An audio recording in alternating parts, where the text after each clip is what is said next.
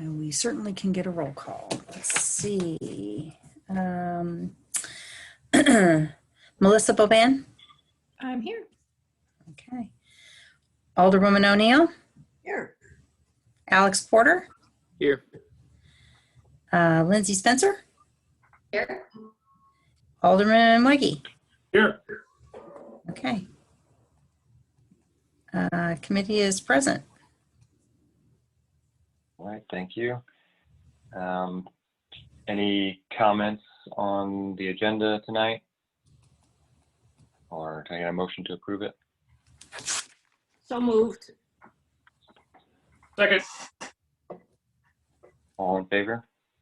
Aye. Aye. Aye. Aye. Any opposed? All right, the agenda is approved. Citizen comments, do we have anyone on the line? We do not. Okay. And I assume there's nothing else that came in.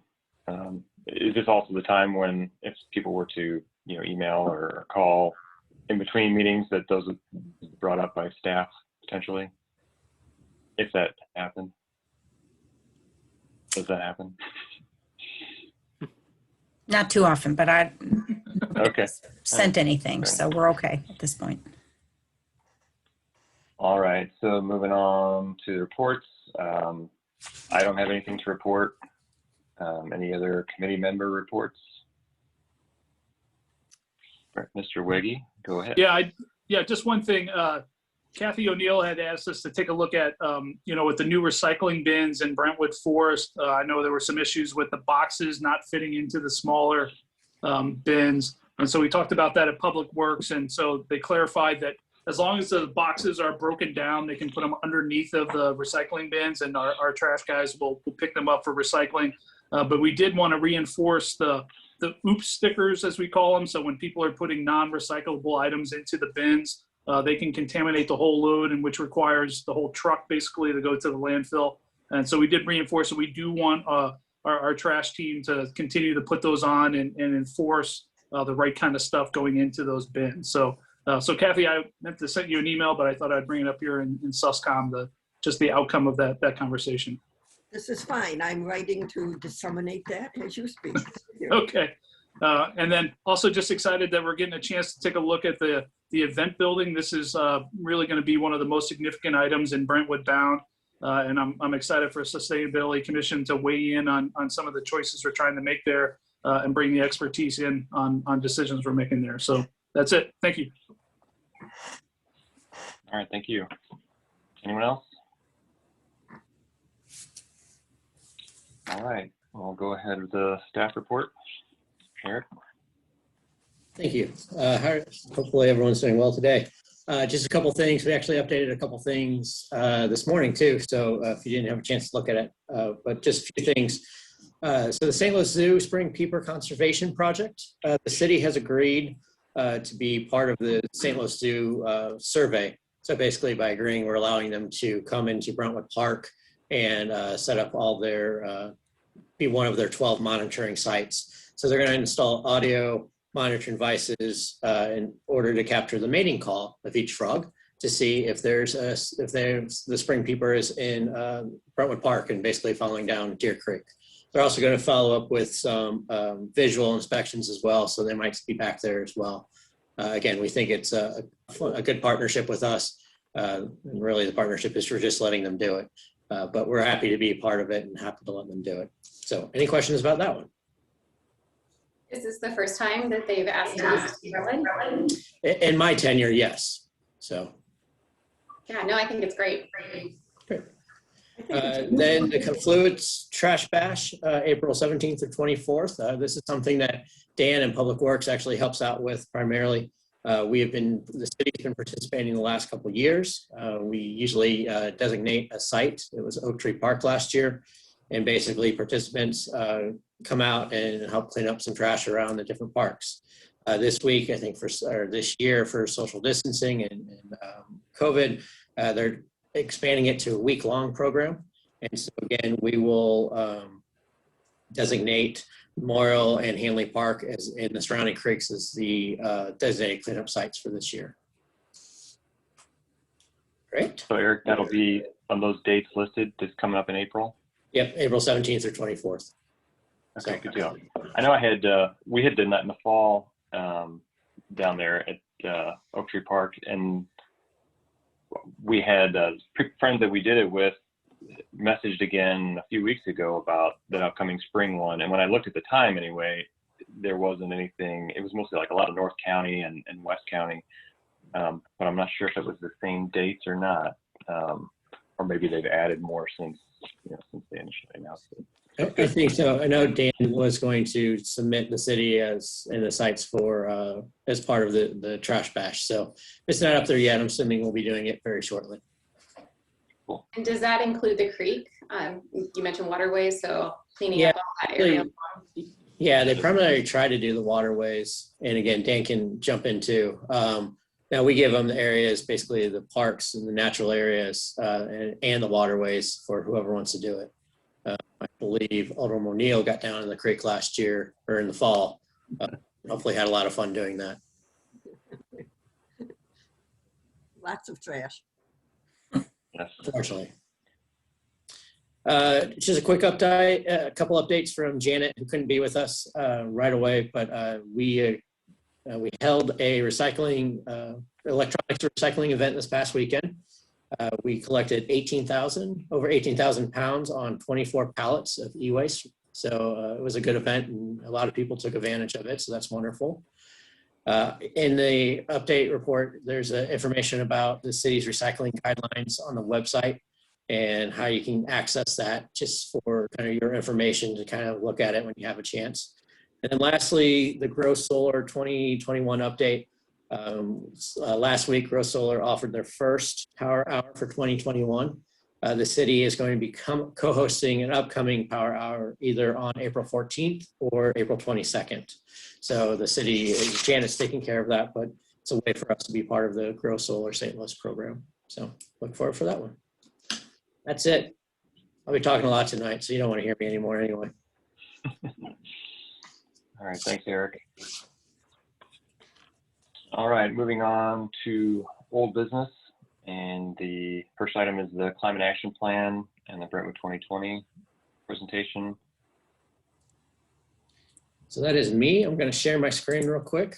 I put together a quick PowerPoint. I know we talked about my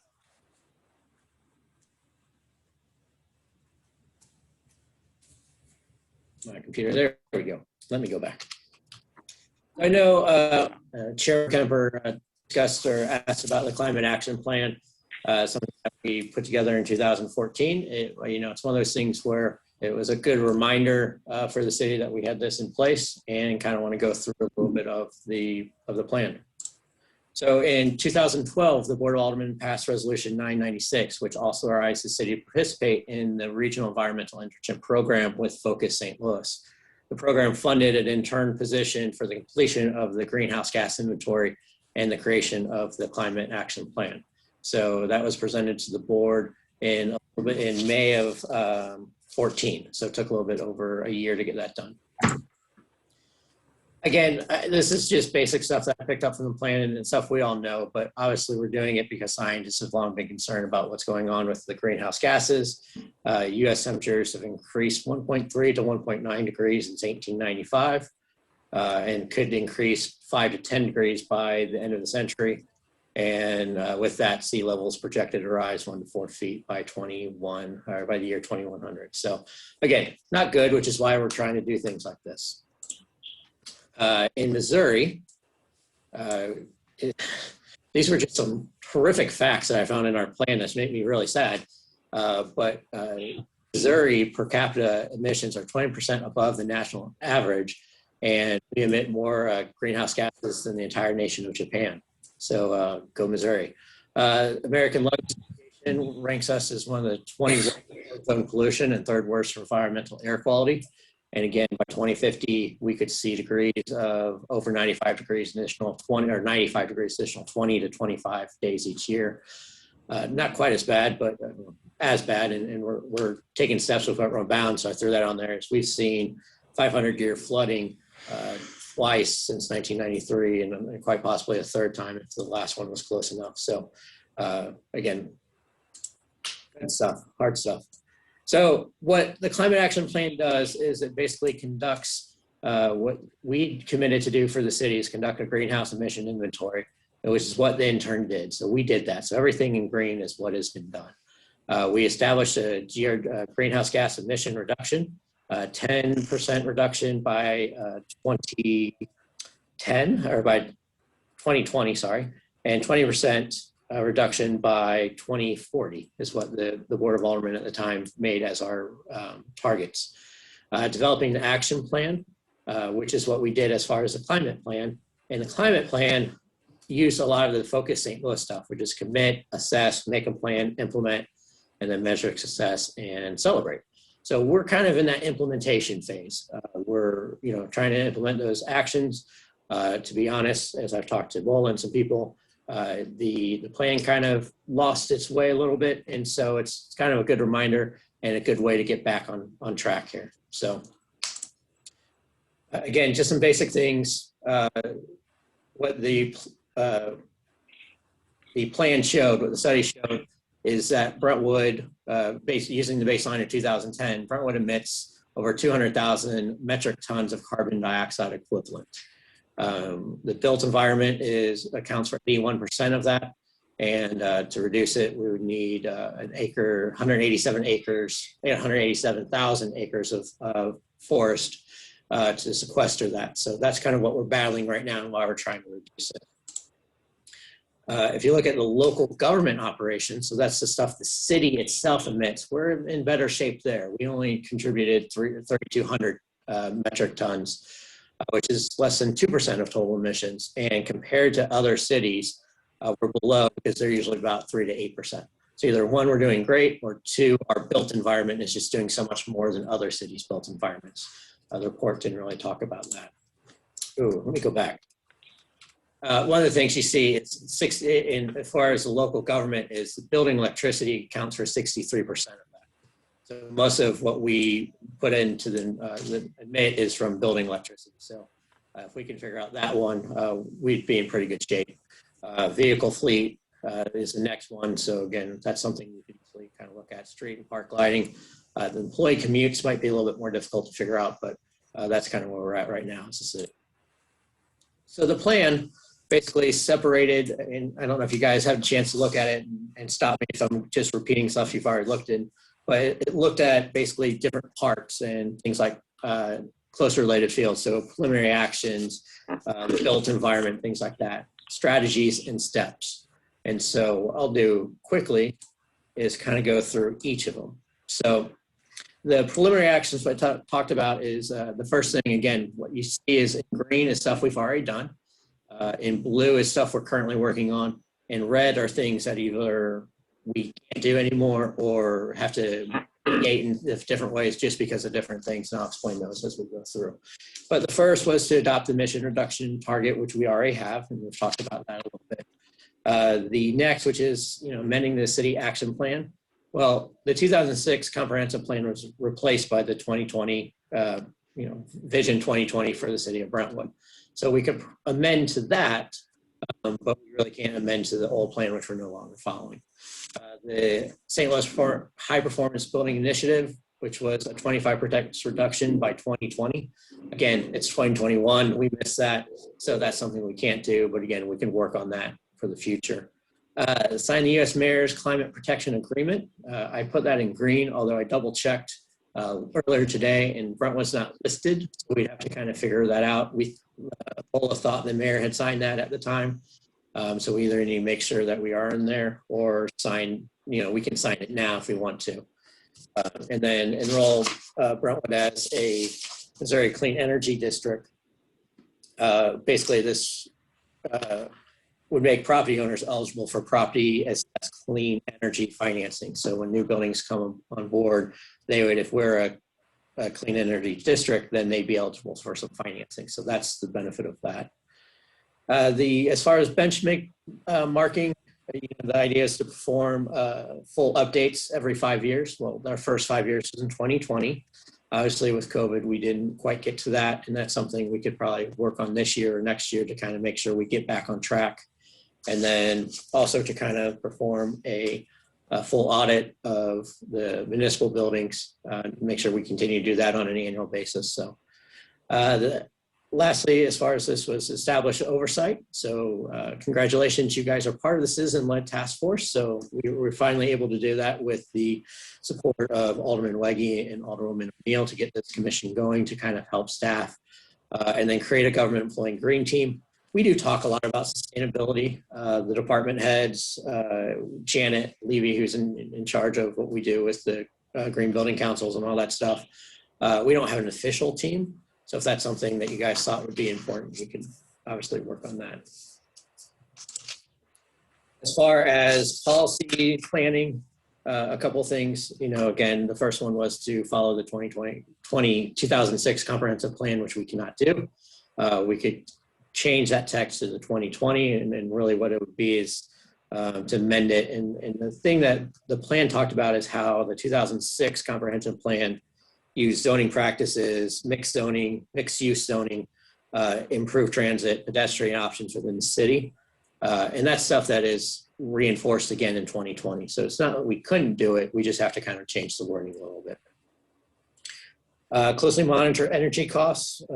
There's different ways you can do that. So that's something that we can look at as far as the staff. And then even they talk about creating an energy efficiency fund, which would allow funding for these energy efficiency type projects. They talk about you could do that by using savings for everything you do to kind of build a fund. That's kind of what the plan talked about. Partnering with Brentwood businesses. Obviously, there are people in the city of Brentwood who have expertise, volunteers, financial assistance to help with energy goals, so to work with them. Engaging the school district, they become valuable for helping with community service projects, education, and showcasing efficient design. So you work with the school district on that. The green purchasing policy is basically a way to kind of set green purchasing policies for things even as simple as office equipment, landscape materials, things like that. I know some cities allow to be able to have an expenditure increase of like 5 to 10% if they're using green products, especially if it's something that you have to get quotes on or bid out. Providing that education and training to staff to make sure that we know what we're doing and that we're using everything properly. And then finally, engaging the other governments and nonprofits, especially people like Clayton, Creve Coeur, Wildwood, Maple, and Richmond Heights, who already have their own climate action plans. So kind of working with them, talking to them, seeing what's worked well with them, and even possibly co-venturing on some different projects if we can. So that's planning. And I can only see a couple people, so if you have anything, just speak up or talk to or get a hold of Andy and he'll stop me.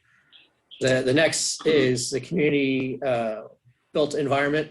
And the first thing they thought was important was making sure the city is up to date in current IECC codes, International Energy Conservation Codes. And the good thing is we are up to date with that. So the planning department has undertaken that in the last couple of years with the IBC codes. They had followed the current IECC codes. So we're good there. Instituting a community light bulb replacement program, and that's for residents who turn in their old incandescent light bulbs and replace them with LED lights. I was talking to staff earlier, I'm like, do they still make incandescent light bulbs? I mean, I think most of us are just used to buying LED light bulbs nowadays, so I'm not sure that has a great benefit, but it could. The next was surveying residents and really getting, to get their knowledge about energy efficient habits and programs to kind of give us a baseline, especially as a commission, excuse me, to kind of give an idea of where we're at as a city and be able to start to track measures, if we survey again in 4 to 5 years. Update the green living section of the city website. We can't do that because we no longer have it. We'd have to probably reinstate it or have a sustainability page, which I know has been a recommendation of staff and of this commission. Educational campaigns, that is something we do on a somewhat regular basis. Janet and is kind of in charge of getting that out there. I know staff will do stuff from time to time. We'll do stuff in Parks and Rec. Dan will do stuff in Public Works. So we're all kind of doing those on a regular basis. There's not a formalized education program though, campaign. So that's one thing we could, look about a little bit more. Well, that's it. I just got one comment on the light bulb replacement program. So I know when I used to live in South City, and it was a private company, but basically you could take your bulbs there, even if you weren't going to replace them. And we had kind of stockpiled bulbs as we replaced and went to LEDs. I know people are kind of uneasy about just throwing them away, and you don't really know what to do with them.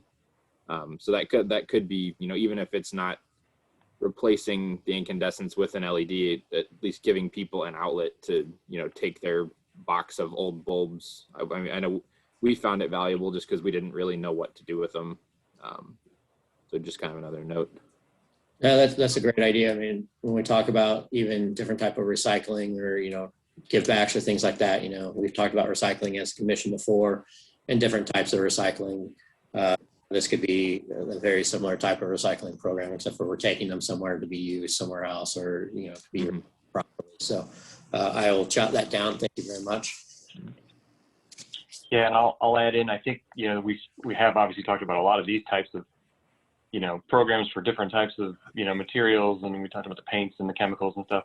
And I think at the very least, all these things, to me, they keep coming back to this website, the city website, and just putting these resources, putting links in, like whatever this place was in South City or whatever places, here's where you can take your bulbs, here's where you can take your, all these different things. I mean, that's a quick and easy first step. And then, we can maybe look into actually hosting things later, but just putting all these resources into one place could go a long way, I think. I mean, pretty easy, low cost approach. Yeah, I would agree. I think the sustainability page or a green, living page on the website would be an easy starting point and something that we can easily do and work with Janet on. There's plenty of examples out there too, so we don't even have to reinvent the wheel. There's plenty of things that we can kind of copy and steal. So that's something we can definitely get moving early on. Again, I think that's something that's been talked about internally with staff. But we, as the Sustainability Commission came on board, we just wanted to make sure that you guys were in agreement with some of those things. So the last is kind of a more broader green living program that challenges residents to take steps to reduce their carbon emission. It's taking it a step further. So not only us as a city, but, helping, seeing if residents will do it. And then we can do things where if they meet goals and things like that. Lastly is kind of what we do on businesses. One is we can recognize and reward green business practices. Is that something we could do as a city? Can we work with the chamber on as part of what they do? Maybe the city can sponsor that. They have annual awards, and maybe that's one the city sponsors is the Green Business Award or something like that. And then again, whether it's through the website or through the chamber website or both, is connecting businesses with these emission reduction programs like the St. Louis Green Business Challenge or the EPA Climate Leaders Protection Program to get them, moving in the right direction as well. So can we help them in certain ways? So that's kind of that next part. We move into transportation. Can I say one thing about the businesses there? Yeah, please. So reaching out to businesses, in my previous job, we offered free advertisement for businesses that were green or instituting some of the best management practices that we required at the county level. And it was such a healthy relationship between local government and the businesses to offer some kind of recognition. So I really like that idea. And I think offering a carrot before something else can be very beneficial, and highlighting them at the city level is great. Yeah, there's a number of things we can do. So I think that's something we can easily move on as well. So the community-wide transportation, the first is promoting ridership, ride sharing among Brentwood commuters. Basically, they talked about in the thing, which was an interesting fact, that 7% of residents living in Brentwood commute by carpooling. If you can increase the proportion of carpoolers, you can decrease congestion and also pollution in the process. We've probably seen a lot of that through the last year as well, as many more people are working from home. So that might be something we can do. Connect commuters to, public transportation, improving access to transit location. I know that's something that the city's been working on for a number of years since I've been here. The sidewalk project in Hanley Industrial Park takes you down to get you a connection to the Metro link. So every time we do those sort of things, we're always looking for improved transit, how we can get people easily in and out. That's something I know Dan does a wonderful job in with his public works department. The transit eco pass, which is basically it would fully cover transit fare within the Metro St. Louis service area. The plan recommended or suggested is that several cities basically have instituted this eco pass, and either one, it's part of your homeowners association, or if it's part of the residential complexes, things like that, maybe something the city can do to get people to kind of get this eco pass and make them more aware of public transportation. And the last thing, again, we've seen a lot is education. So that's something we could do. The next one was implementing the bikeable, walkable communities plan, which also was completed with Clayton, Richmond Heights, and Maplewood, that 4-city study, and basically how we got people around. And they talked about a couple things in particular, which is completing the current infrastructure project, which have been completed. One was the sidewalk from Litzinger from Brentwood Boulevard on Litzinger to McKnight Road. That was one of the projects that was part of that bikeable, walkable plan. So that's been done. Continue to work with Great Rivers Greenway. Again, Brentwood bound gets us that connection with GRG, and there are hundreds of miles of trails. So we can't be more ecstatic to be doing that as part of Brentwood bound. And then finally, connecting potential bike commuters, incentives, and resources, and really working on the nonprofits to talk about information on trip planning and bicycle safety and things like that. So the last is vehicle idling. Adopt community-wide anti-idling ordinance, which could be, while it's difficult to enforce, a number of cities do limit idle time to 5 minutes. St. Louis County and the city have both done that as a commitment for air quality. You can kind of establish and signpost those no idling zones. A lot of times they're more way to spread awareness than actually enforcement. And then basically you do need to educate your personnel regarding the enforcement of that, because if you're not going to enforce it, it becomes basically a useless ordinance, and then you lose the benefit of what you're trying to do, and it becomes very ineffective. So it was an interesting concept that was brought up in the plan again. So that's kind of community-wide transportation. Any questions there before we go to local government operations? Just have kind of one comment with the COVID. There's a lot of. Sorry, I can hear myself echoing.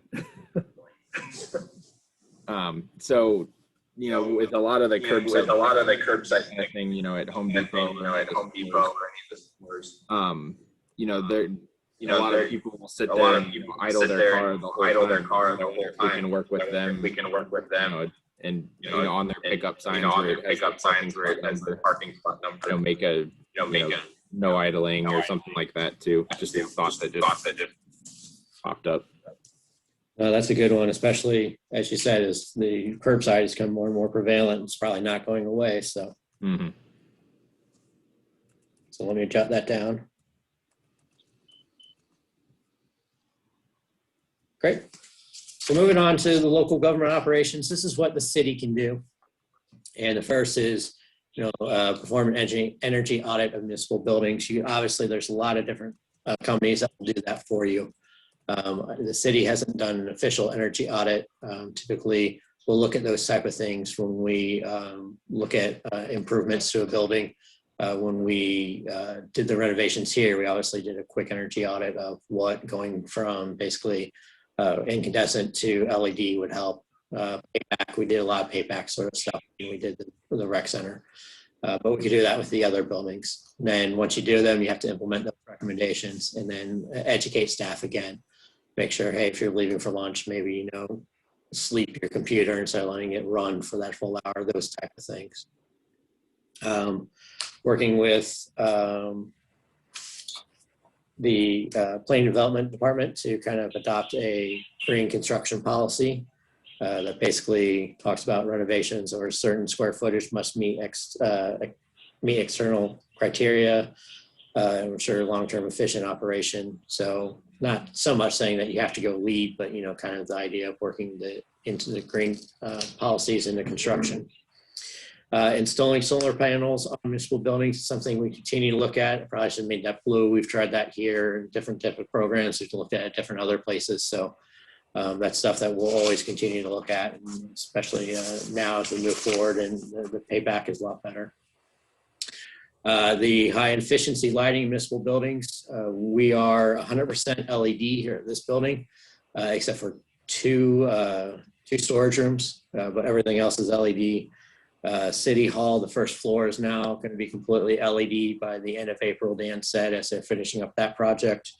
The fire department is about 70% LED. Public work is 100%. Dan's gotten those all complete, and the police is somewhere right there in the middle. We were trying to figure that out for me. So we're moving in the right direction on that. Pretty good. Retrofitting streetlights with LED. Again, every time we talk about a streetlight project, I know Dan's always looking at trying to get Ameren to bring in those new light out fixtures with LED. One thing that the plan talked about is really working with the our municipal friends and putting pressure on Ameren to replace more of their current fixtures with LED. So instead of just all their new fixtures, just making sure all their getting to some of their current fixtures as well. The last is, or second to last one is the anti-idling policy for government vehicles. And again, I think that's something that we could easily do. It's just making sure that we have the oversight for implementation.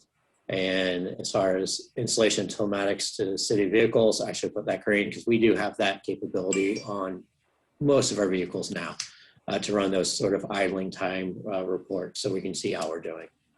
And then the last is striving for the green power community status. And again, I think the idea is just to see if the city can become a green power community, which then also helps different communities or different businesses and things like that when they come in, if we are a green power community. So that's what we can do locally. And the last is just a couple other measures. The first is the urban tree canopy. I got all excited when I saw that because we've done a lot of work on the tree canopy, except for when they talk about preserving existing tree cover, and they're talking about residential. So it's, can we make some current, enforce or, expand our code to make sure that we're preserving tree coverage, especially during new construction. The second one is require a minimum tree cover as part of permitting process for new development. So we need to make sure that there's a certain level of trees as part of any project that comes into planning and zoning. And then the last is something we do on a fairly regular basis, which is tree planting campaigns. We've done a number of free tree giveaways in the last few years, and so we'll continue to do that. And the last is recycling. That's, again, something that Dan and his staff are really focused on. Especially right now, the educational aspect of it. So we get the right recycling, the right things that can be recycled into the proper places. Providing residents recycling totes, which again is something that we currently do. And last is a composting program. Again, that is, I believe, on the agenda later today. And we're moving forward with that and should have that ready to go by the end of this year. So in a nutshell, that is the climate action plan that was put together by the city. And as we get into stuff that we want to do moving forward, we'll talk about that here in a little bit. Andy, can I ask Go ahead. Yep. the group that really works well with restaurants and dining a lot, and I think they're inviting them to make a presentation and trying to incorporate the sustainability into the city that would fit. If you're not familiar with that, there is a program where restaurant has Ameren they try to compost, recycle, do whatever they can. So that would probably be quite helpful. So Alderwoman O'Neill, I heard probably about half of what you said. I'm sorry, I'm not sure how everyone else did, but I got, for the most part, is the Green Dining Alliance. I know that's something that's going to be, we're going to be discussing coming up further. And whether that's a city program, is that the idea is put that, make that as part of city ordinances and things like that? Is that what you're suggesting? Yes. Okay, perfect. I just want to make sure I had it. I know Green Dining Alliance is something that is on our strategic planning later on tonight. So we can obviously talk a lot about that more. And again, I know that's something you and even Alderman Wegge have expressed a desire in helping out with. So I think that's definitely something we can work on. Well, thank you, Eric. That was, I really appreciate the time it took to put all that together and go through it. I will throw out one other thing that I think, talking about the city's emissions, 63% is their electricity. I think, another pretty easy and relatively cheap option could be for the city to look into subscribing to Ameren's Pure Power program. That essentially you can kind of subsidize any percent, or there's different ways you can do it. You can like buy energy in blocks, or do a certain percentage straight off the top of the city's bill. That's supposed to guarantee that energy comes from wind or solar in Missouri. And it's a pretty small, and this is something anyone can do, FYI, any account. But it's basically a pretty relatively small additional fee per kilowatt hour, that you pay. But that could be, that's you could get a lot of credit for that, I guess. As far as emissions reductions, you can just take 20% off the top, for the electricity, if that's what if the city decided to do that for 20%. Just a suggestion. Again, it's something you can implement like immediately as soon as that decision's made. So, but yeah, again, thanks very much. That was really helpful. I appreciate the time you put into that. Any other questions, comments? All right. Moving on to the other old business item is the composting. Dan, you got an update for us?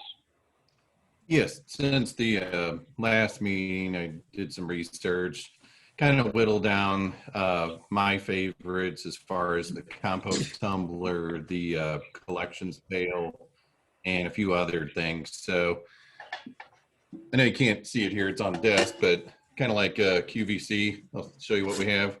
So this is the pail that's stainless steel, about 1.3 gallons, see? It's got a stainless handle. The lid is actually a really tight fitting lid. It fits on top, got a single pull on it, but it's actually got a replaceable charcoal filter. So you got an extra one that comes with it. Whenever you seal it, it's supposed to reduce the odor. I looked at other models that were painted steel. I think this would be way more durable. Since it is stainless, it's going to show some fingerprints, but it's meant to be holding garbage essentially. So it should be easy to clean because, like I said, it's like a fine brushed stainless steel, but it's actually well made, I think. I didn't bother buying any other ones because I was kind of sold on this one. That's my preference. There's some green painted steel ones, like I said, that are a little bit bigger. This is 1.3 gallon. Some of the other gadgets that I purchased, we talked about Brentwood Forest and what maybe we could do for them. So this, if I can open it, is a urban composter that's meant for a countertop. So this particular thing, it's got a spigot down here to decant any of the composted juices, for lack of a better term. On the inside is this disc that elevates about an inch or so above the very bottom so that there's aeration going on underneath there. And then it's got a lid that snaps down tight. This particular one came with a little accelerator. So it's just basically enzymes and water that you can spray in there to help break it down.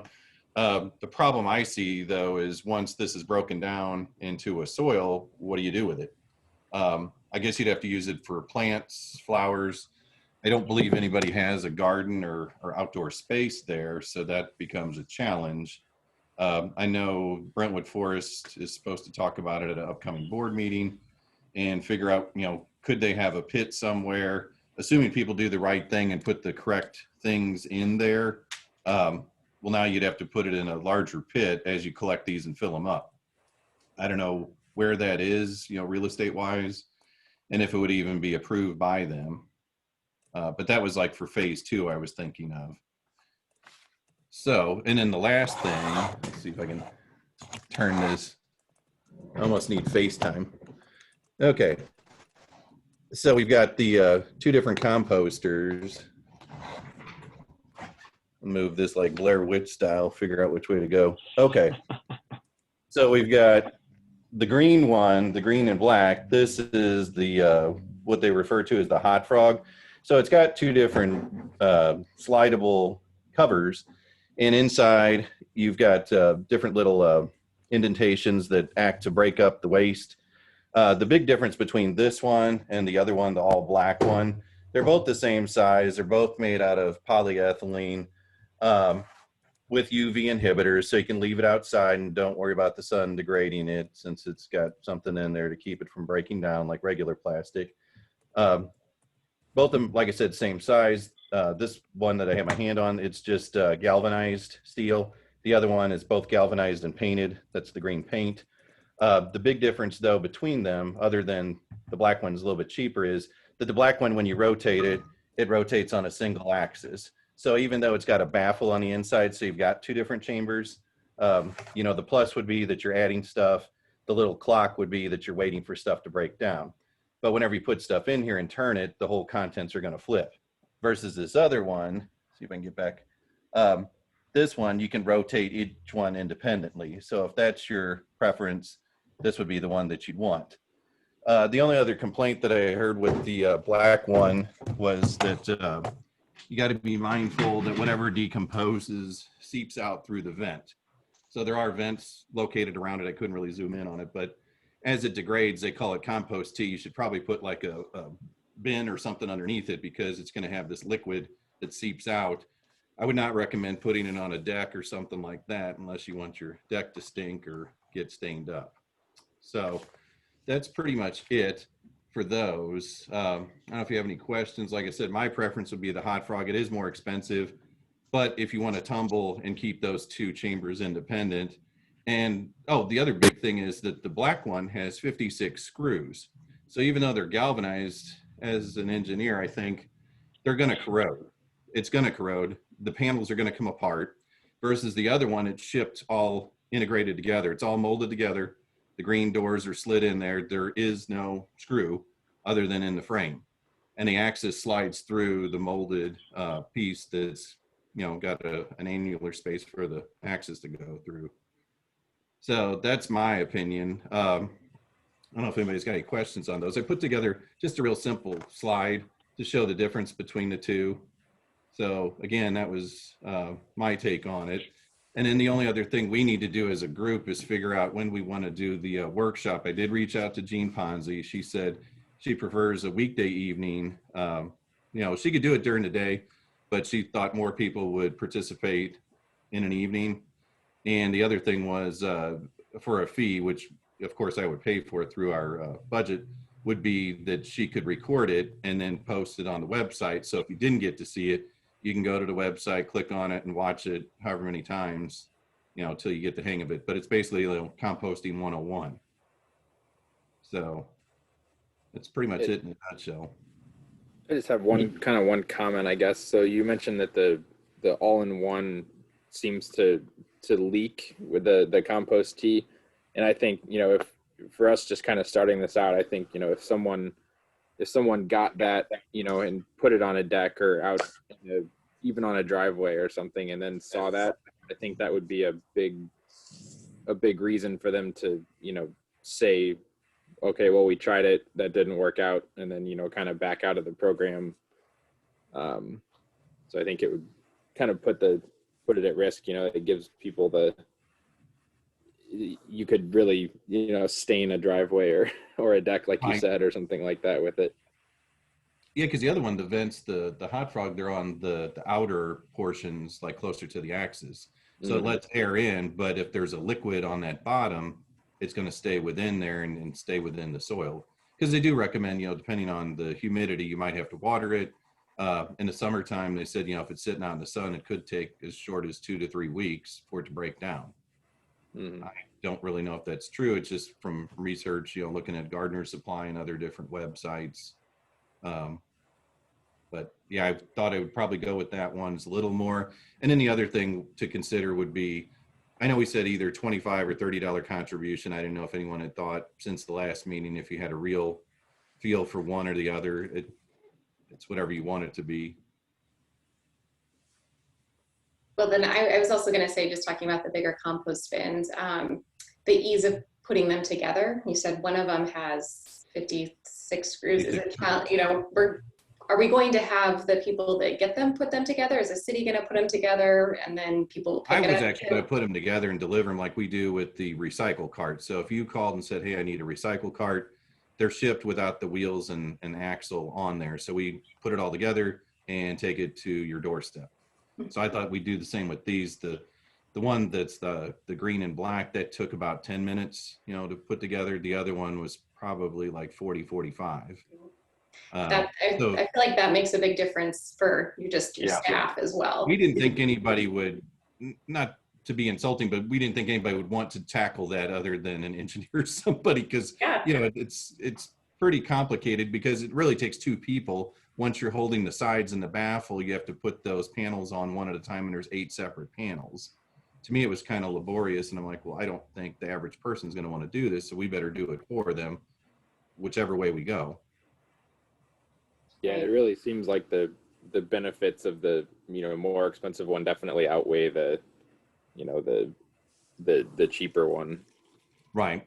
And the weight's about the same. They're both just under 30 pounds. So, I mean, a person, once it's empty, they can manipulate it pretty much by themselves.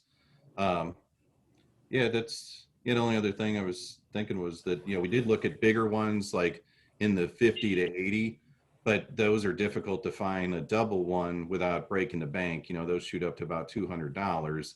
And the single one with the baffle that's say like 80, that one they said becomes difficult to turn. Once it's filled with soil and it's composting, they said usually it takes 2 people to rotate that drum, and then it slams down, and, it just said it can be a chore without a handle on it to flip that around. Yeah, the metal countertop composter collector that you got too, we have had several different ones, but that's worked the best for us. So I think that's a great one. So Lindsay, you got that one specifically? Did Yeah, we the did. charcoal filter work well?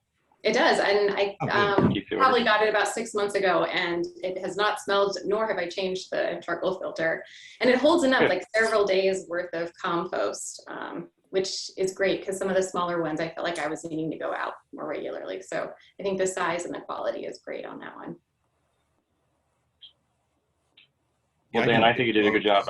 I think they're both, I like them. I think you did a good job picking them out. And I think the putting them together, that analysis was a good step because, it's not only the time it took you, like you said, but just long-term durability. It seems like the frog one is going to be better. Well, then I think they'll use it right away too. If it's there on your porch, you can't ignore it. If it's in a box, you can tuck it into your garage and kind of forget about it, or hide it in your basement. But we figured if we dropped them off, that would get you started right away. I know Jean said she's got a couple different recipes to make like an enzyme accelerant so you can decompose things faster. It was like stale beer, cola, ammonia water mixed together, and you dumped it in there to wet it. And you had the right ratio of greens and browns, and it should degrade it fairly quickly. So, and I didn't know, like I said, what dates worked for the group, if we wanted to forecast out in early April, middle April. I can start buying these things and getting stickers, placarded on them. Yeah. So what's the, what do you see as the rollout? Like would we have this call first and then get a list of people and then buy them, or already have them? Yeah, I thought we would do a list of people from the call in, Wasn't sure how you wanted to roll that out. If we go through the communications manager and she keeps the list and shares it with me, like people would just call into City Hall and we'd put you down. If you want a recycle cart, we have a list here and it's just, name and address. Because one of the things we'll have to figure out is how do we get them to pay for their share? Should it go through like the permits department or something like that? Like kind of like you'd pay a fee to build something, you would go to City Hall or like a business license. You could pay your $25 or $30 either online or via check, but we need someone to confirm that they've paid their share before we release it. And I know we don't handle money at Public Works, so I'm out of the picture other than I can help coordinate. We don't. But we do have the ability to pay for it. People can pay for it online through our website, or? I don't know. That's what I'd like to see. I don't know if you can pay like I thought you could pay like a business license online, can't you? I don't have a business, but I guess I'll have to ask Bola. I don't know how it's handled now. So Dan, two quick things is one that I know that planning development is trying to do a lot of things through MyGo. Yeah. That's where everyone's trying to do that purchasing. It's the same portal that you request like any sort of request on. Mm-hmm. Secondarily, if we want to do it through the Parks and Recreation Department, we could do it through our reservation system and our software. If we wanted to wait till June until we do the first, the speak with Gene, we get a brochure too that will be coming out in the next, probably about the next month. So we can kind of coordinate it as well there. So we just have people register through us, and then I could work with you disseminating who gets that information. And then we can put it on whatever aspect of it on the city's website and just say either one, go to the Parks and Recreation Department to pay in person, or link to do it online. That might be the easiest way to do it. And maybe we do the reservation thing now just to get an idea of how many we need to purchase. I know I can purchase at least 70 easily without breaking the bank. But I thought if there's a real demand, say it's 75, well, I'm not going to make 5 people wait till next year. I just roll it into my budget. We're not talking big dollars. The other thing that I was working on, I looked at other cities, so we'll have to adjust our codes for the composting. So I've looked at Chesterfield, Manchester, a couple other cities. So I feel I have a pretty good feel for what they do that allows things that right now we don't allow, which we probably should. In fact, I know we should. There's certain food scraps you can put in there and it won't be a nuisance or, problem. But of course you don't want to put meat or bone or anything in there. So, and not pet waste either. So that still stays. I don't want people cleaning their backyards from their dog and throwing it in there. So is that something, Dan, that would, the code, does the rollout have to kind of wait for the code to be, or I don't know how long that would take to make those changes that would allow for it? I don't think so, because ours isn't very large as far as a section in the municipal code. And like I said, I've already got several cities, a couple loaned, like Manchester gave me theirs. So I should be able to cut and paste the best parts of the other cities and bring that through the board. I don't think it would need to go back to committee. I would think we could just bring it to the board. I guess I'll find out, I'll check with Bola because maybe there needs to be a motion at a committee level before it goes to the board since it's a code change, but we can bring it to the next meeting. I wouldn't let that stop us from at least getting the orders, doing the workshop, that can still take place. Okay.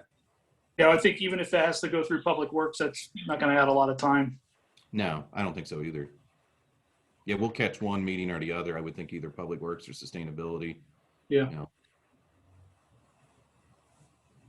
So is there any, I guess, consensus as to when we wanted to have a meeting? I can get back with Gene. And if you wanted to do something before Earth Day, like have an event just to get people thinking about doing things that are positive changes.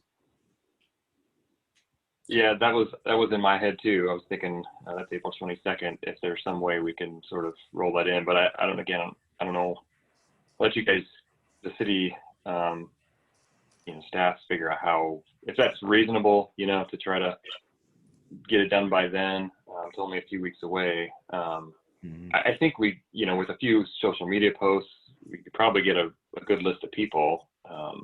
or see how that goes, I guess, posting about Right. this and then see what Yeah, kind and of with it interest you being get. recorded, that should help too, because I thought, well, it would be on the website, somewhere we'll post it so it's easy to find, and a link on social media. So if you missed it, it wouldn't be the end all. You'd be able to click the hyperlink and watch. I think if we're going to require people to take training, we'll have to figure out, some way of whether it's a quick quiz or something to let us know that they actually did watch it. I personally, I think, while I'd love to do something by Earth Day, I think that might be a little bit too quick if we want to try to get a lot of people in this to make it worth Gene's time as well. Right. If we, I think in thinking about this more, I think the best case scenario is that we run at least the signing up process and the payment process through the Parks and Recreation Department. And then I can work with Dan on getting him that list and things like that. And we can even code the money properly to whoever we need to code it to, and get this done. Again, I think if we wanted to, my recommendation would be to do it in early June. That way we get it out, we get more information, more time, and we get time for signups. And then it's still, late spring, early summer, so we can get this thing, the program rolling. And we can tease it on Earth Day. We can tease, all that information and get people ready for it.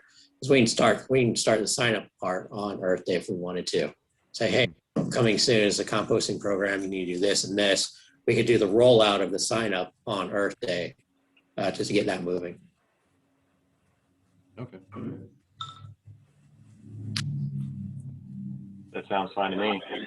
And when does that, Eric, when does the brochure come out? You say that's early June, or? It comes out, the brochure comes out early May.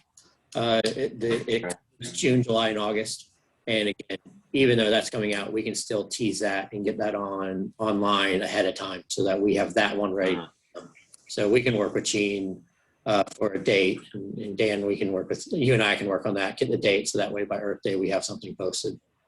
Yeah, now that we have the items selected, we can, I can send you pictures and you can help develop a brochure around it to show them what they're getting for their dollar. Sure. So I had a question around like looking at the data for this. Is there somewhere that we look at how much weight of garbage or something is collected over a month or a year? Do we, as a city, kind of monitor that? Because this could be an opportunity to have a waste reduction for the city of Brentwood by offering these compost bins. If we have 75 residents that are composting, maybe we would see a reduction in our waste. Is there some way to measure that, or is that challenging? We do measure it now. Like I've got, oh gosh, I can send it on the next meeting, as an update, but I keep track of how many tons of recycling, how many tons of garbage, regular refuse, and then how many cubic yards of composted leaves and yard waste. So that's, I think I got data all the way back to like 2009. It's quite a bit. So I keep track of it. Typically I do just a 5-year table. I just sent it to St. Louis County because they want to know what we're doing when we apply for a little sticker that goes on the sanitation truck. So you're correct. I mean, we could add a column to those tables that would show like how many composters were, sent out to the general public. We could keep track of the quantities, I guess is what I'm saying, and then make some sort of educated guess. If 75 went out and then the next year 70, I would think you would start to see a reduction in the tonnage for regular trash. Yeah, that would be great. I assume that you had that data, but be great to see if we see a reduction in the next 3 to 5 years or something. Good. Yeah. All right. Anything else on that? Oh, and as far as cost, I kind of doesn't, either of those numbers, like 30, these are 2190, and then the bigger, they say 11692, but that was for one. I'm going to call around to see if we can get a discount if we bought like 70, which I would think we would. I figure if we bought in greater quantity. So rough cost for the hot frog plus the pail is like $139.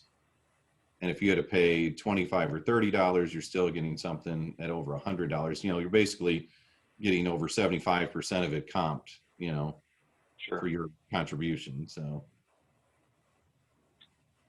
Yeah, I think $30 is fine. I mean, anyone else is welcome to chime in. Yeah, I would Everybody agree. gets stimulus money now, right? So I think 30 would be fine. And I just wanted to clarify too. So the $30 would get you the tumbler that goes outside as well as the bin that would go inside, right? So you would get both. that is correct. Yes. And we'll assemble it and deliver it. So it's like you're getting a pretty sweetheart deal. Yeah, $30 sounds great. It's a heck of a deal. So just to summarize, so the commission agrees that the stainless steel inside one, the green and black frog box or whatever, $30, and we'll start signups on Earth Day and put it in the park communication and do it later in the summer for the actual event, right? Sounds good. Yep. Yeah, does sound good. Do we need any kind of vote for this? I don't know. Say, was that a motion, Alderman Buggy? Yes, it was. Yeah. Second, All right, all those in favor? Aye. aye. Any opposed?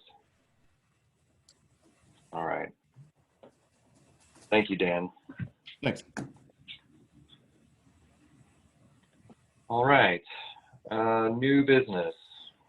So 2 items here. The first is Northwest Park Pavilion. I think it's back to you, Eric. No, I actually have the next 2. I'll try to get us out of here in the next half hour. Try to keep everyone's time. So again, I'll do this fairly quickly. I'm going to share my screen real quick. This was abbreviated.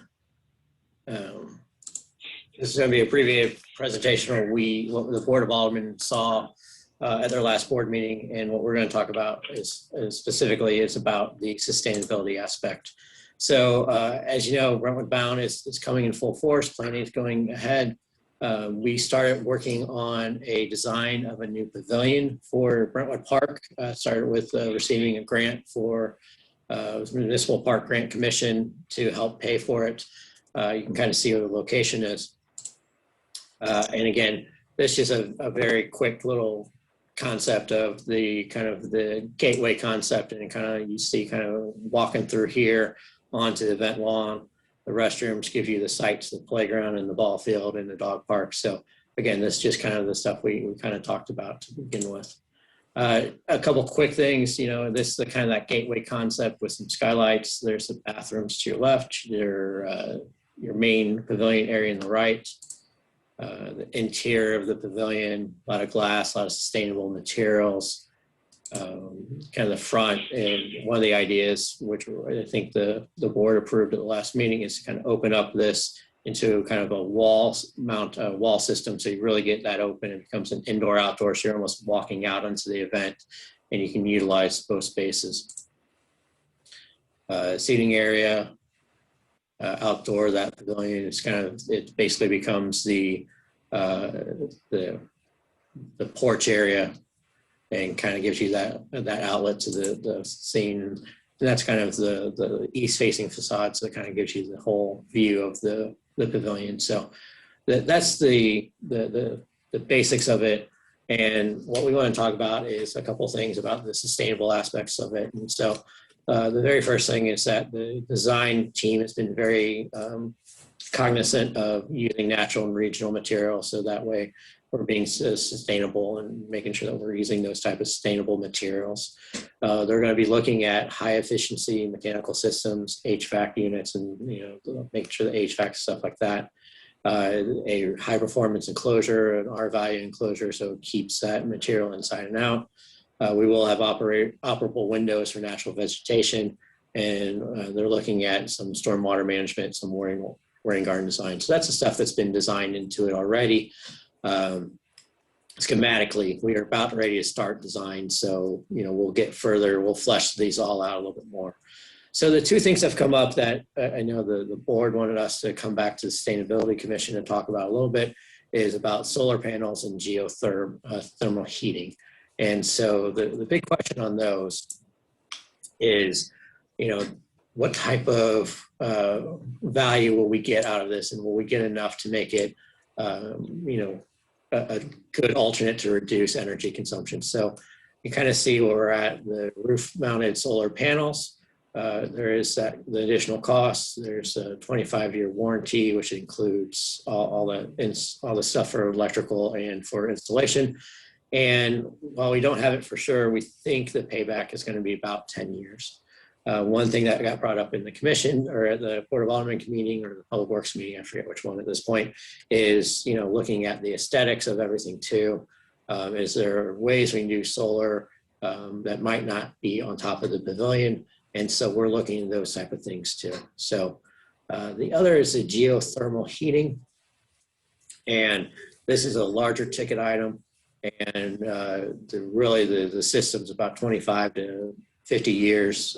Most of them, our person is talking about that. It's is on that near end of the 25 years. That they're not really getting to that 50 years yet, but as the stuff gets better, but it is a long payback. So what the question was to the commission is, the solar panel seems to be an easy one, but the geothermal heating. And what's your thought about geothermal, and what's your thought about trying to do one or both of these as we move forward with the design? So that's a very quick sort of update on that, and we'll open it up for questions and discussion. Hey, Eric, one clarification. It's not just geothermal heating, right? It's cooling too? Yes, I'm sorry. It's just, it's geothermal heating and cooling. You are correct. So Eric, is that, I guess is the geothermal option, is that putting in some sort of a, do they putting in a horizontal well field or whatever, piping and stuff somewhere, like in some of that flat space in the green space, or? I know they'll have to do something. Again, we haven't gotten full into design yet. So, that was just we asked the design team to come up with sustainable options, and what they recommended were the ones you saw.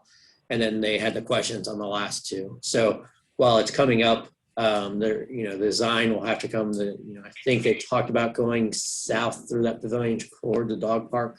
But again, that could be discussed as we look at, the whole site. So it looks like this is not a typical park pavilion. This is going to be basically a larger indoor conditioned space, correct? Like an event space. Right. Indoor, outdoor. But did they already have a sense for what the loads are going to be, for that? What kind of energy loads or demands that we'd be looking to offset? Or we are just starting that. Again, we just got through that process through the Board of Aldermen to make sure that we're on track with design. And now that we have that, they'll be looking at loads to bring back to us, so we can kind of know what the loads are, and then what we could offset with with solar and with geothermal as well. Okay. And do the costs that they have down there, the budgetary costs, I'm assuming that probably doesn't count for any potential tax rebates that may or may not still be, like right now you can still get 26% for tax credit for both, I think, actually. It does not. It does just straight construction cost. The tax credit is a little bit tricky with municipal government, since obviously we don't have the tax.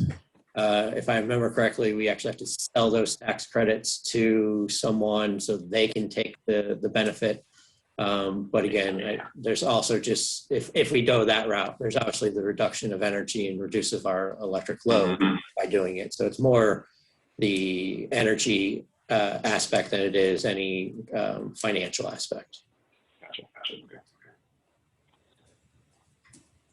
Yeah, I don't really have any experience with geothermal, except, I know it's eventually everything's going to kind of go that way. I just don't know what the time frame looks like. But as far as the solar, I think one thing, at least just from the visual of, this new green space and, showing, how forward we're trying to move. And, when you pull into a park and you see, the building is either covered in solar panels, that really gives you a kind of a really quick idea of, the direction that they're trying to head with it. And then one other idea. So I know you had mentioned, other options except for it being on the roof. So I've seen parking lots that they do like a standalone solar. So basically, it becomes like a shaded parking lot. And the roof of it is solar panels. So I'm assuming that's more expensive, with the standalone and all the extra costs to go with that. But that's just another way to get the solar panels there, without going with the roof mounted option. Yeah, so Alex, that's a good point, and something I probably should have brought up. So we talked about a couple different things. One is the parking lot option. There are a lot of examples around. The one we keep typically using is Vindaset. The restaurant, they have the solar panels in the parking lot. There is a little bit more of a distance to get them to the electric outlet, so the cost would be a little bit, but the architects are looking at that. The other one is the possibility of doing it on some sort of shade structure. And again, if you think about maybe shade structure in like a dog park or by the playground, could we get kind of, some panels up there? Again, the aspect of the thought process is how long of the run would that have to be to get back to the pavilion? So we're looking at that. Another option we've kind of talked about is, I guess, solar shingles, which is a little bit newer technology. So they're looking at those as well. There's some question about availability, especially in the Midwest. But those are the type of things that they're investigating right now to bring back to staff and then ultimately to the Public Works and I think the Board of Aldermen. So Eric, maybe you could show the map again. I don't recall what orientation of the building would be and the roof. Would the roof pitch be going east-west? I think you said. No. There we go. So the pitch of the roof is east and west. Okay. Yeah, I think I like the idea. Yeah, well, like Alex was saying, I think the visibility of solar is to the advantage. In addition to the cost, you kind of geothermal is great, but it's invisible pretty much. Like you don't, unless you put up signs or something. It's just not. If that's part of the goal, is sort of making a statement. You don't really get that with geothermal. And I think, there are certainly, there are a lot of different options for how you could integrate the solar and where. Looking at those pictures of the conceptual design, which look really cool, by the way. I think it's a neat looking facility. There's ways like that breezeway area.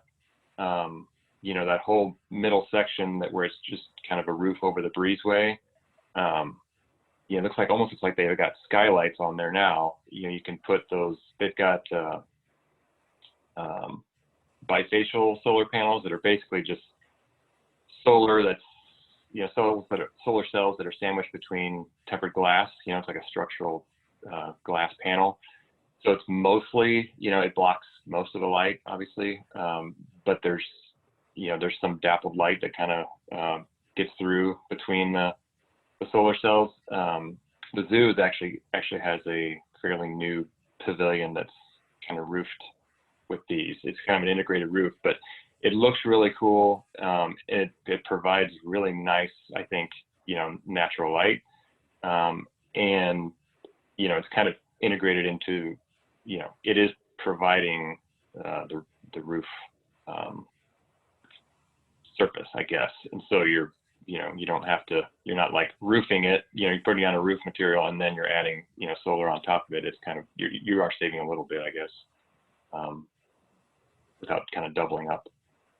But I think it looks really, really cool. And maybe that's something too that could be, sort of integrated into those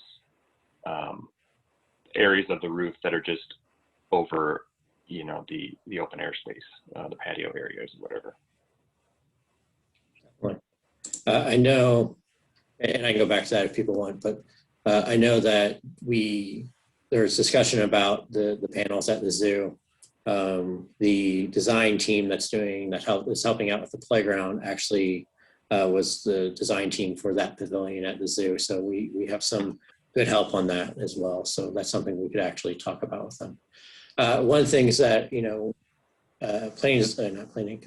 Navigate Building Solutions always talks about is basically celebrating your sustainable, initiatives that you do in buildings like this. And whether it's like a small plaque or it's something that, people could see that talks about the city's sustainable efforts and what has been done at the pavilion particularly is something that we're looking at and planning on as well.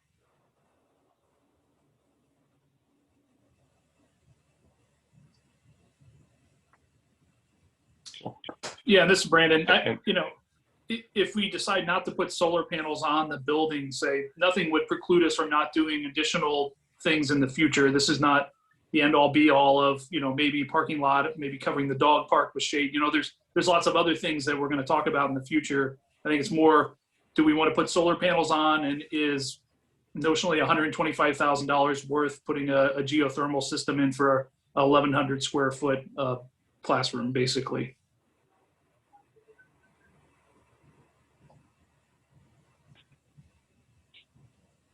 I have a question about the solar panels. Is the objection to them aesthetic, or is it that it's not a south orientation and can't work well? I don't know if there's an objection from the city on them. It's, I think at the Public Works meeting, some alderman, I think it was Alderwoman Tice, talked about specifically about making sure we look at the full aesthetics of the pavilion and everything.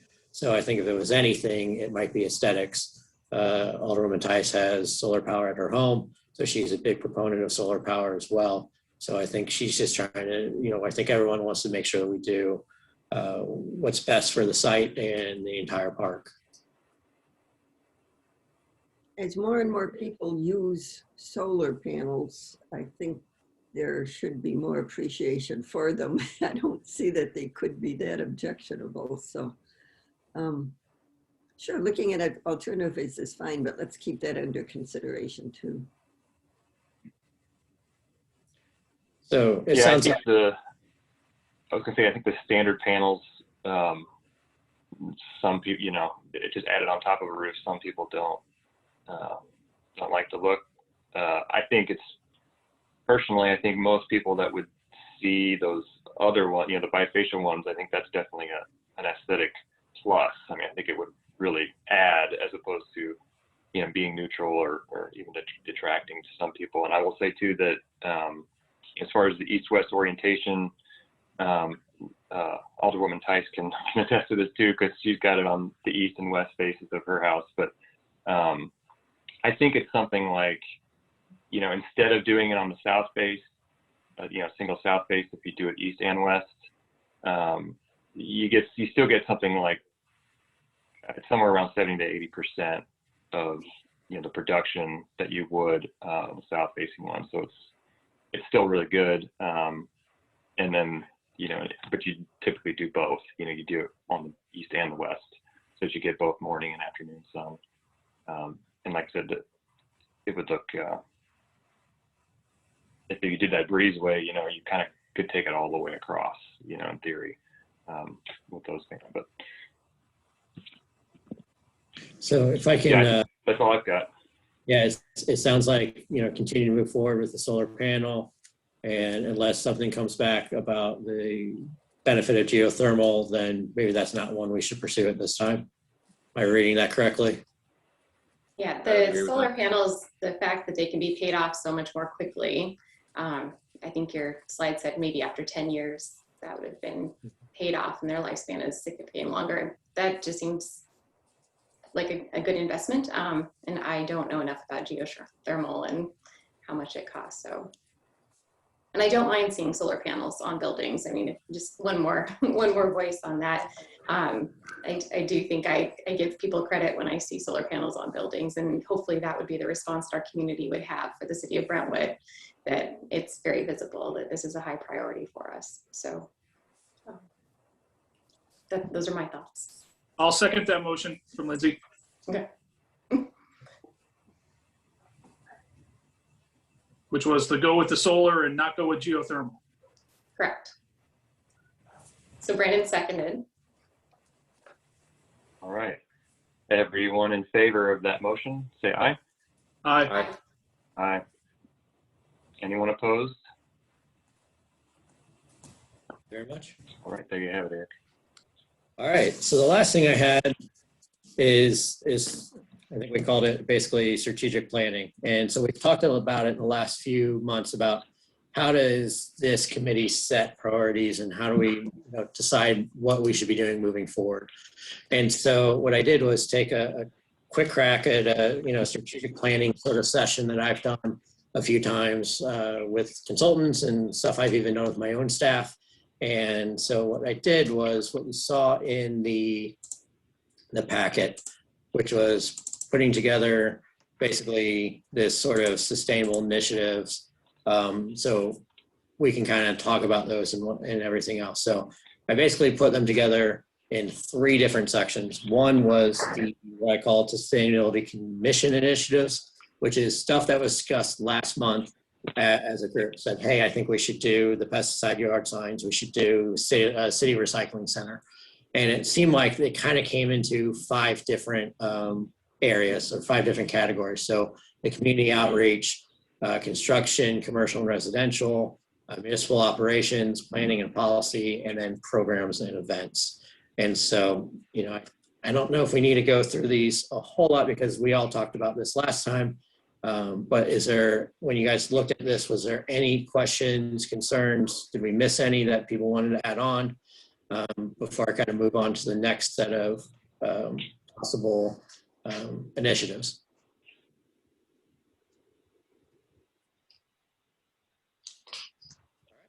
So then moving on, the next step was the comprehensive plan. And again, we've showed we've given you guys a comprehensive plan before. And what I tried to do was kind of add things that we're currently doing, if not already done. So, but the basics was, again, these were in different areas of the comp plan. And so I've listed what area they were on and what page you can find it on the comp plan if you're going back and trying to look at it. But in the future land use and development section, there was discussion about promoting a mix of land uses throughout the community to support economic sustainability. While that's, I think, a good overarching initiative, I think that's what the comp plan does. It basically does talk about the mix of use to make sure that we're doing, being sustainable economically and environmentally. So encourage public agencies and private developers to implement BMPs. And again, our new project, we just finished up the stormwater infill development permit, which utilizes BMPs. So again, I think we're on the right track there. Encourage public agency and private developers to use green building initiatives. Again, I think we don't have anything official, but I know that is something that the planning department discusses with new developers. And we're proud and happy to say that Navigate Building Solutions will be building and pursuing a net zero building certification with their new building construction will start in the next few months. So ensure key community service providers such as City Hall, Library, Post Office remain along Brentwood Boulevard for the town center area. Again, that's the basic town center concept. Mixed use development, multifamily units, and then encourage new parks and open spaces to protect high quality environment features. And again, that is what we're doing in Brentwood bound. So I think, that first thing, I think we're doing all right. The second group, which is the Hanley Industrial Court Area Improvement Plan, Opportunity A, there was a very specific area in Hanley Industrial that talked about things like a roundabout, the work with properties to bring in near traditional mixed use development in that area, parking, making sure it's in the rear of the building, having textured surfaces, bricks, pavers to, brand that sustainable living and working area. And then, be enhanced with landscaping and beautified that area to further distinguish it from the rest of Hanley Industrial and also, around in Brentwood. So that was a very specific section of the the comprehensive plan that was discussed. The next, again, transportation, we've heard that a few times, but again, enhancement, accessibility, and use of public transit. So that's very similar to what the climate action plan talked about. Recommendation city trail plan as shown as Brentwood Park System Master Plan.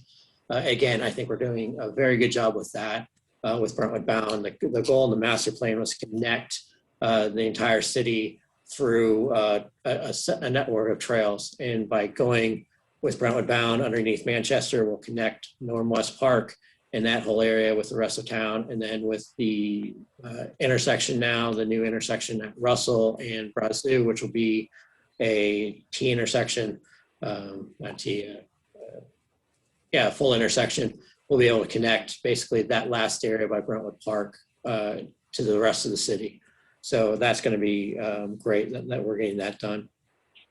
And then again, BMPs and green building techniques in parking lots, permeable pavers, porous asphalt, rain gardens, bioswales. And again, in talking to Lisa, I know that's something that they're talking to new developers about. So again, I think it's in the works.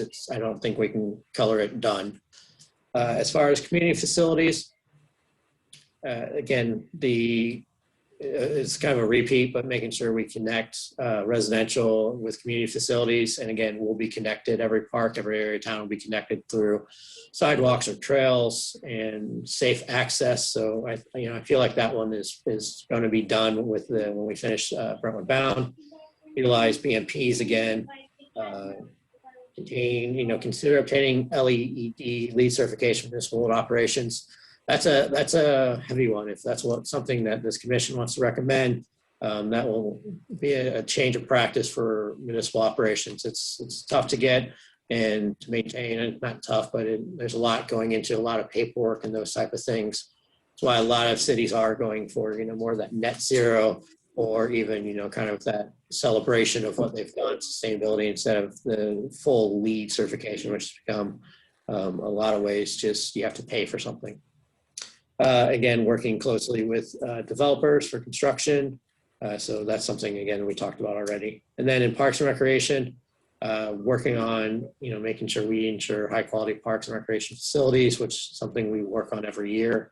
Incorporate gardens with rain gardens, native planting, and streetscaping. We know Karen's been doing that in Oak Tree Park and a few other places, but we're continuing to do that as much as we can.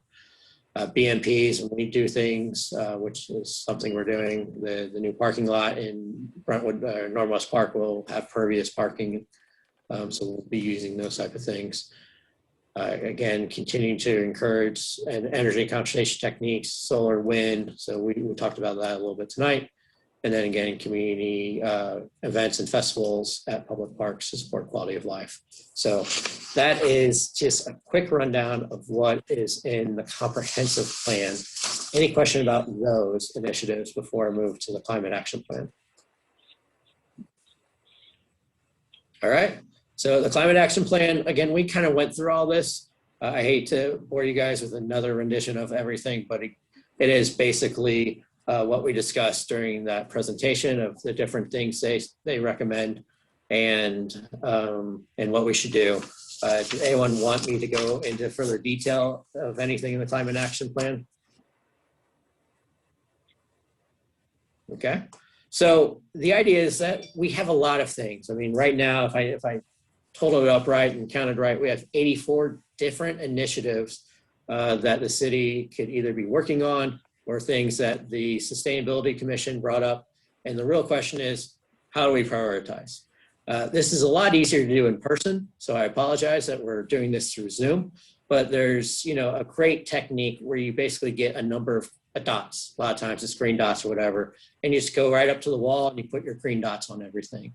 And speaking with Chairman Burkemper, we thought a good course of action would be is to talk about this tonight. Give everyone basically, you get 10 green dots, and then over the span of the next week, figure out what you think are your highest priorities personally that you want the city to start working on.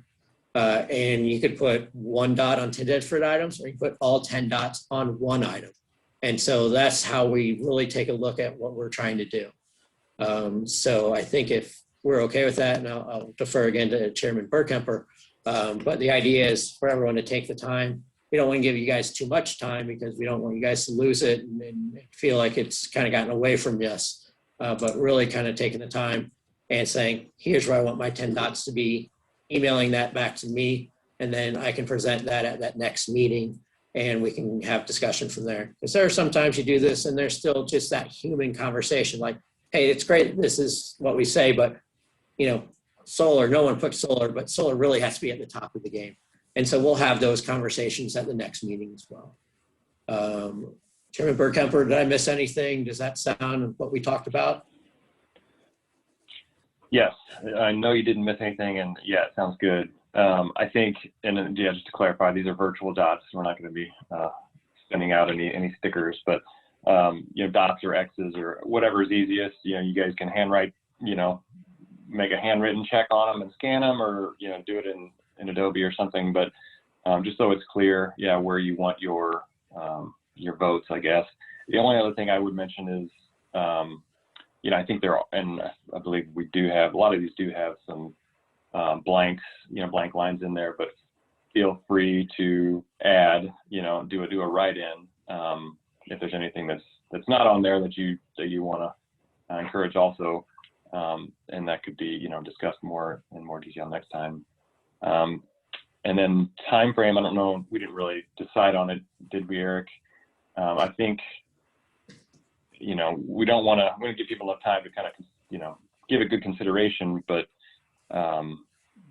you know, don't want to give us too much time to where you kind of set it aside and forget about it. So, does anyone know when Tika will be back? Alderwoman O'Neill, do you happen to know? Next week sometime. She sent a message to someone, Okay. I don't know who it went to. Okay. I guess in that case, let's, if we can try to, you know, get your votes, I guess, back to, we send them to you, Eric, or Kelly? You? Yeah, Okay. send them to me. Send if them you back to want Eric. Oak. But Yeah. And I think if you could, together. yeah, just try to get it to them by the end of next week. So by close of business on the 9th, April 9th. And, you know, as soon as you can really, you know, as soon as you can send it, the better. But we'll be sure to give Tika enough time to get back in and get settled and find your homework assignment. And as Chairman Burkemper said, if there's something you guys think of that we haven't put on this list that, you know, hey, I forgot to mention this last week. If you want to, you have that now, we can discuss it. Or if you think about it over the next couple of days, email it to me. I can kind of get those out to the commission for consideration by the end of this week. So you have that over the weekend if that's something we want to do.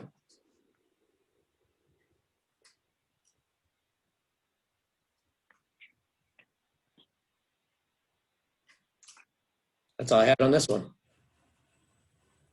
All right. Yeah. And then again, Eric, thanks for the work you put into putting this together. So yeah, I guess I don't have anything else, any questions or additions at this time, but just everyone, yeah, please get into it. And, you know, like I said, or like Eric said, if you have any questions or anything you'd like to add, just shoot it through him. Feel free to email or call me with any questions also. And I did want to also mention a little off topic, but just to reiterate, I guess, that, you know, everything, if there's an email, for example, that goes around and everyone's on it, it technically counts as a meeting of this group. So, you know, which those meetings aren't supposed to happen without proper public notice. So just be sure to, you know, try to avoid doing that. If you want to send someone an email, you know, it's fine to just, you know, one or two people or city staff, but just try not to send out, you know, mass emails to everyone in the group, just for proper policies. And if anyone has individual questions about anything on that sheet, you know, feel free to reach out to me, email, phone, and I can kind of help through that since I'm the one who kind of put this together. So happy to do that if anyone has any questions.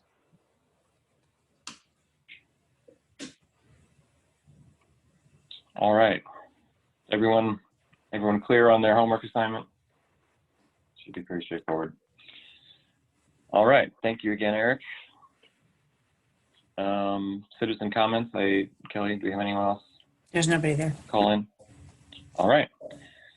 Well, I want to say thanks again to Eric and Dan and the city staff for the great stuff tonight, and thanks for talking so much. I think I feel like it was a really good meeting, a lot of good stuff and a lot of good direction. I think we're starting to get our feet under us a little bit. So thanks again for all that. Thanks everyone else for joining in, taking time. We'll try to start getting these things,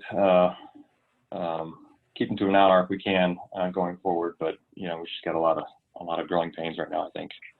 Yeah. Any other items before we close? Motion to adjourn. Second. All right, all approved? Or aye. Aye. Move closed. All right, thanks, Thanks, everyone. Thanks, everybody. Talk to you next time. Good night. Thanks. Good Night. night. Bye. Mm.